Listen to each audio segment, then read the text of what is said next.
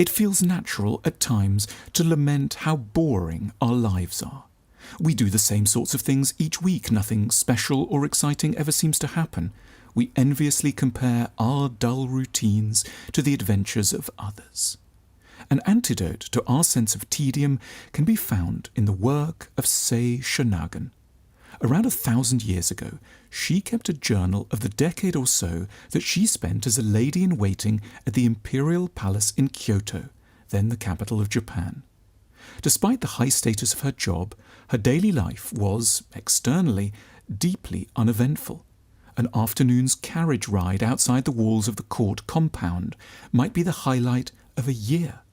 A day trip to hear a sermon in a temple seems to have been the furthest extent of her travels. She spent almost all of her time indoors, in just 2 or 3 rooms.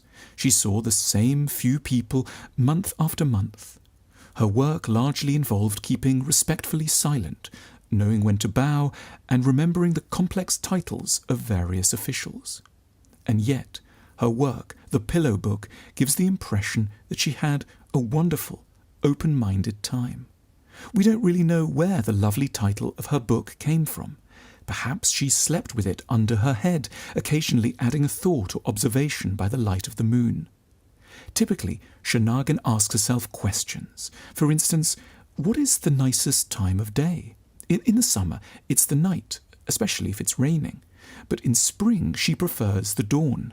In autumn, sunset. In winter, the morning. An event in her day includes observing the frost on the branches of a plum tree, or enjoying the beating of the rain on the veranda roof. Such things don't sound very thrilling, but by concentrating on them and appreciating them, they can become deep sources of satisfaction. Or Shonagon might ask herself, what is it fun to see?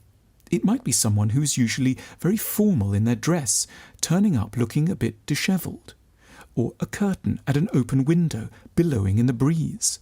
A cat walking easily along the top of a narrow railing. Water droplets on leaves in the garden. Porters cleverly manoeuvring a big load that one would think would be impossibly cumbersome to carry.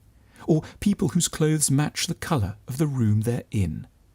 Shonagon makes long lists of words that sound intriguing and of place names that sound romantic. She delights in describing little things that annoy her. Someone who takes too long telling a good story. Something clever that she could have said but didn't think of at the time. Trying to get something done too quickly, making a mess of it and having to start all over again. As we read, we might wish that our life were as interesting as hers, and yet Shonagon is secretly sharing the technique that would make our own existence equally rich if we just knew how to ask ourselves more interesting questions.